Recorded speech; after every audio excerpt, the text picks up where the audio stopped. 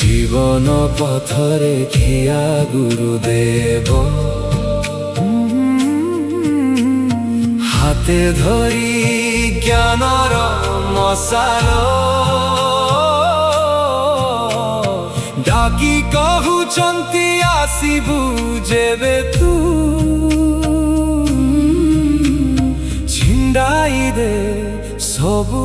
মায়া জাল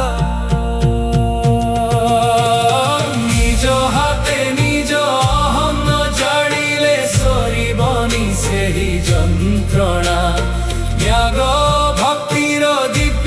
সমর্পণে পাইবু নূয়া ঠিকଣା নাশ কর নিজ মু পଣିଆକୁ ଦର୍ଶନ ଦେବେ ଭଗବାନ।